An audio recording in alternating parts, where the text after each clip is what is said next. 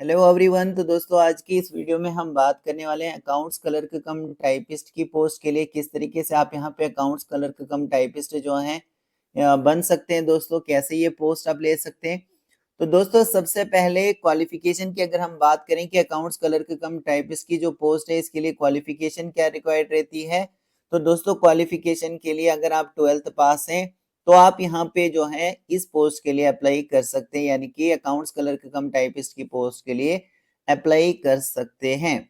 ठीक है। इसके अलावा दोस्तों यहाँ पे टाइपिंग रिक्वायर्ड रहती है, मतलब टाइपिंग आपको करना होता है कंप्यूटर पर। ये भी यहाँ पे इस पोस्ट के लिए देखा जाता है टाइपिंग स्किल टेस्ट, TST जिसको शॉर्ट में बोलते हैं टाइपिंग स्किल टेस्ट। तो ये आपका लिया जाता है, लेकिन दोस्तों इससे पहले टाइपिंग स्किल टेस्ट देने से पहले आपको यहाँ पर दो स्टेजेस से गुजरना पड़ता है। एक तो हो गया सीबीटी फर्स्ट और सीबीटी सेकंड। ठीक है। यानी कि कंप्यूटर बेस्ड आपके दो टेस्ट लिए जाते हैं, सीबीटी 1 और सीबीटी 2। ये दो टेस्ट आपको लिए जाएंगे, दोनों में आपको क्लियर करना पड़ेगा, तभी जाकर आप टाइपिंग के लिए पहुंचते हैं, तभी जाकर आपको यहाँ पे बुलाया जाएगा टाइपिंग करने के लिए। ठीक है। अब दोस्तों यहाँ पे बात करें सीबीटी 1 की। सीबीटी 1 की अगर हम बात करें तो इसमें जो है टोटल नंबर ऑफ क्वेश्चंस आपको 100 पूछे जाते हैं, 100 क्वेश्चन पूछे जाते हैं, 100 नंबर के ये रहते हैं। और यहाँ पे जो है नेगेटिव मार्किंग होती है दोस्तों 1/3 की। 1/3 की क्या होती है? नेगेटिव मार्किंग होती है। मतलब अगर आप किसी भी क्वेश्चन का गलत आंसर देते हैं तो आपके यहाँ पे मार्क्स जो है ये माइनस किए जाते हैं। जैसे ही आपका सीबीटी फर्स्ट जो है सीबीटी 1 क्लियर हो जाएगा, फिर आपको शॉर्टलिस्ट किया जाएगा सीबीटी सेकंड के लिए, सीबीटी 2 के लिए। ठीक है। सीबीटी 2 भी आपका क्लियर हो जाएगा, उसके बाद आपको बुलाया जाएगा दोस्तों टाइपिंग के लिए। और टाइपिंग जो है आपको कंप्यूटर पर करनी होती है, और कंप्यूटर पर भी दोस्तों हिंदी या फिर इंग्लिश किसी में भी आप यहाँ पे टाइपिंग कर सकते हैं। इंग्लिश में भी टाइपिंग कर सकते हैं और हिंदी में भी टाइपिंग कर सकते हैं। इससे पहले दोस्तों अभी मैं आपको बताऊंगा आगे, इसके बारे में सारी चीजें बताऊंगा। सबसे पहले यहाँ पे देख लीजिए, अगर आप इस पोस्ट के लिए सेलेक्ट हो जाते हैं, अकाउंट्स क्लर्क कम टाइपिस्ट की पोस्ट के लिए अगर आप सेलेक्ट हो जाते हैं, तो आपकी इनिशियल जो पे है ये होने वाली है 19,900।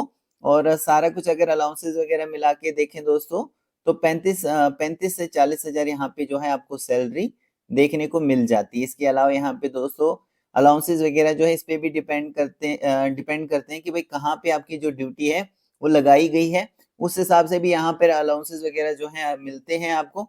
तो अच्छी खासी सैलरी जो है यहाँ पे आपको देखने को मिल जाती है अगर आप यहाँ पे सिलेक्ट होते हैं तो।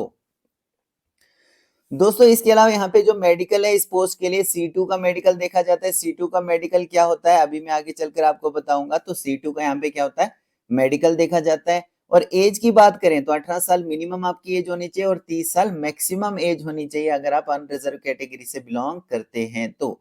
अगर इसके अलावा किसी कैटेगरी में बिलोंग करते हो, SC ST जैसे OBC होता है, तो अगर आप कैटेगरी में फॉल करते हो तो आपको रिलैक्सेशन जो है वो मिल जाता है, आप लोग जानते हैं दोस्तों। अब यहाँ पे देखिए मैंने +3 यहाँ पे लिखा हुआ है ना, +3। ये +3 क्या है?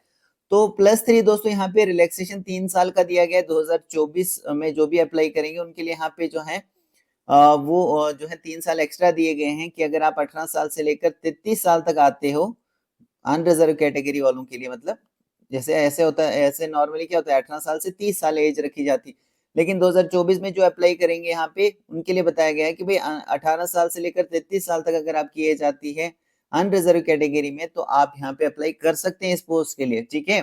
3 साल आपको एक्स्ट्रा दिए गए हैं और ये ओनली 2024 के लिए ही दिए गए, मतलब इसी साल दिए गए हैं 2024 में। बाकी नेक्स्ट से जैसे यहाँ पे फॉर्म्स वगैरह निकलेंगे, जैसे 2025 में निकलेंगे फॉर्म, 2026 में फॉर्म्स यहाँ पे अप्लाई फिल किए जाएंगे, तो यहाँ पे जो है 18 साल से 30 साल ही एज जो है ये देखी जाएगी। ठीक है। और ये जो 3 साल है ये क्यों दिए गए हैं यहाँ पे? तो ये इसलिए दिए गए हैं दोस्तों क्योंकि कोविड-19 की वजह से, जो कोविड-19 बीमारी फैली थी दोस्तों, उसकी वजह से रेलवे ने यहाँ पे जो है रिक्रूटमेंट नहीं की थी, तो इस कारण से यहाँ पे रिलैक्सेशन आपको दिया गया है। अब दोस्तों यहाँ पे हम देखते हैं C2 का मेडिकल स्टैंडर्ड क्या होता है। तो देखिए यहाँ पे C2 का मेडिकल अगर हम देखें तो C2 के मेडिकल में देखा जाता है, सबसे पहले तो यहाँ पे लिखा है कि भाई आप फिजिकली जो है फिट होने चाहिए, मतलब हर तरह से फिजिकली फिट होने चाहिए, आपको कोई भी प्रॉब्लम नहीं होनी चाहिए। इसके अलावा दूर की जो आपकी नजर है ना दोस्तों, वो 6/12 चश्मे के साथ या फिर बिना चश्मे के यहाँ पे बताया गया है। और जो पास की आपकी नजर है वो SN 0.6 चश्मे के साथ या फिर उसके बिना जहां पढ़ने या फिर करीबी जो काम की आवश्यकता होती है। ठीक है, तो ये देखा जाता है यहाँ पे C2 के मेडिकल में। इसके अलावा दोस्तों कंप्यूटर बेस्ड टेस्ट, जैसे मैंने आपको बताया कि CBT फर्स्ट आपका होता है, CBT सेकंड होता है। जैसे CBT फर्स्ट क्लियर होगा फिर CBT 2 के लिए आप शॉर्टलिस्ट होते हैं। और CBT फर्स्ट की अगर मैं बात करूं दोस्तों, तो यहाँ पे जनरल अवेयरनेस से 40 क्वेश्चन पूछे जाते हैं, मैथ से आपको 30 क्वेश्चन पूछे जाते हैं और जनरल इंटेलिजेंस एंड रीजनिंग से आपको 30 क्वेश्चन यहाँ पे पूछे जाते हैं। इस तरीके से CBT फर्स्ट में टोटल 100 क्वेश्चन पूछे जाते हैं, 100 मार्क्स के रहते हैं दोस्तों। 90 मिनट्स का आपको टाइम दिया जाता है यहाँ पे पेपर को करने के लिए। और यहाँ पे नेगेटिव मार्किंग है 1/3 की, जो कि आप यहाँ पे देख सकते हैं।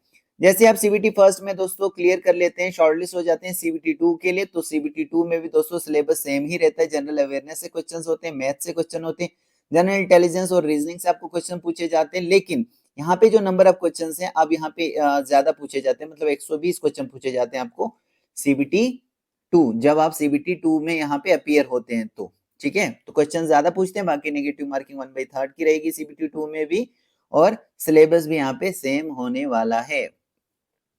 जैसे दोस्तों आपका CBT 2 भी यहाँ पे क्लियर हो जाता है, फिर आपको टाइपिंग के लिए बुलाया जाता है। टाइपिंग करने के लिए टाइपिंग हिंदी और इंग्लिश में आप जो है किसी में भी कर सकते हैं। और जो दोस्तों आप टाइपिंग करोगे, इंग्लिश में करोगे या फिर हिंदी में करोगे, और इसमें जो भी आपके मार्क्स वगैरह आएंगे, मतलब यहाँ पे टाइपिंग करोगे तो उसके जो मार्क्स वगैरह अगर आपको यहाँ पे मिलते हैं, तो वो मार्क्स जो है आपके ऐड नहीं किए जाएंगे। मतलब मेरिट तैयार करने में ये मार्क्स कहीं पर भी ऐड नहीं किए जाएंगे। बस आपको यहाँ पे टाइपिंग स्किल टेस्ट जो है ये देना होता है। ये क्वालिफाइंग नेचर का होता है दोस्तों। अगर आप इंग्लिश में टाइप करते हो तो 30 वर्ड पर मिनट करके आपको लिखना होता है कंप्यूटर पर, या फिर हिंदी में अगर आप टाइप करते हो, टाइपिंग करते हो, तो यहाँ पे कंप्यूटर पर 25 वर्ड पर मिनट करके आपको यहाँ पे टाइप करना होता है, बिना एडिट और स्पेल चेक फैसिलिटी के। ठीक है, इसके बिना आपको वहां पे टाइप करना होता है। आई होप दोस्तों यहाँ तक आपको सारी चीजें क्लियर हो रही होंगी। इसके अलावा दोस्तों यहाँ पे आप देख सकते हैं जो पोस्टें हैं, ये आपको RRB NTPC की ओर से हर साल यहाँ पे इसका नोटिफिकेशन आपको मिलने वाला है। जुलाई से लेकर सितंबर में इसका नोटिफिकेशन यहाँ पर आपको देखने को मिल सकता है दोस्तों। इसलिए अगर आपने ठान ली है इस पोस्ट के लिए कि आप यहाँ पर जो है यही पोस्ट लेना चाहते हैं, तो आप यहाँ पे जो सिलेबस है उसको पहले से ही तैयारी जो है अपनी कर सकते हैं। टाइपिंग वगैरह आप यहाँ पे सीख सकते हैं। ठीक है, तो ये है टाइपिंग वाली पोस्ट। इसके अलावा नॉन टाइपिंग वाली पोस्टें जो हैं उस पे भी मैं वीडियो जो है वो अपलोड कर लूंगा दोस्तों। ठीक है, तो आप चैनल पर विजिट कीजिएगा डिटेल इन्फॉर्मेशन के लिए। इसके अलावा दोस्तों यहाँ पे मैं बात करूँ अगर अकाउंट्स कलर कम टाइपिस्ट की पोस्ट के लिए, तो देखिए ये 12वीं लेवल की पोस्ट है ना। जैसे 12th लेवल, जो भी 12th पास आउट है वो यहाँ पे अप्लाई कर सकते हैं। जिनकी एज 18 साल से लेकर 30 साल तक आएगी, ठीक है, वो अप्लाई कर सकेंगे। और कैटेगरी वालों को रिलैक्सेशन देखने को मिल जाएगा। इसके अलावा दोस्तों यहाँ पे मैं आपको बता देना चाहता हूँ कि जो लोग ग्रेजुएट हैं ना, जो कैंडिडेट यहाँ पे ग्रेजुएट हैं या फिर इससे भी हायर क्वालिफिकेशन जिनकी है, वो कैंडिडेट अगर यहाँ पे इंटरेस्ट रखते हैं कि 12th लेवल की पोस्ट के लिए अप्लाई करें, तो वो भी कर सकते हैं। ऐसा नहीं है यहाँ पे कि ओनली 12th पास वाले ही अप्लाई कर सकते हैं। अगर आप ग्रेजुएट पास हैं और आप इंटरेस्ट रखते हैं 12th लेवल वाली पोस्ट के लिए, तो आप यहाँ पे अप्लाई कर सकते हैं। ठीक है, बस कंडीशन ये है कि आपको सारी एलिजिबिलिटी जो कंडीशंस हैं उनको फुलफिल करना है, तो आप यहाँ पे अप्लाई कर सकते हैं। इसके अलावा दोस्तों फीस की अगर मैं बात करूँ, तो फीस जो है वो फीमेल्स के लिए फीमेल के लिए यहाँ पे जो है क्या है, 250 रुपए की फीस है, जो कि ऑनलाइन आपको पे करनी होती है। और ये जो 250 रुपए की फीस है ये आपको वापस मिल जाती है जैसे आप CBT फर्स्ट में अपीयर होंगे, तो यानी कंप्यूटर बेस्ड टेस्ट देने के लिए अपीयर आप होंगे, तो आपको ये जो 250 रुपए की फीस है ये आपको रिफंड हो जाएगी, वापस मिल जाएगी। और बाकी जो अनरिजर्व कैटेगरी से बिलोंग करते हैं उनको 500 रुपए की फीस है, जो कि ऑनलाइन मोड से आपको भी पे करनी है। और ये 500 रुपए भी आपको वापस मिल जाएंगे। जो भी बैंक वगैरह के चार्जेस रहेंगे वो काट के आपको जो जो पैसे हैं, जो फीस है आपकी, वो आपको वापस मिल जाएगी। ठीक है, तो इस तरीके से आप अकाउंट्स क्लर्क कम टाइपिस्ट की पोस्ट को दोस्तों और जो है ले सकते हैं। दोस्तों मैं होप करता हूँ कि आपको सारी चीजें जो हैं वो क्लियर हो चुकी होंगी। फिर भी अगर आपका कोई डाउट है, आप मुझे कमेंट के जरिए पूछ सकते हैं। दोस्तों आप सबका बहुत बहुत थैंक यू।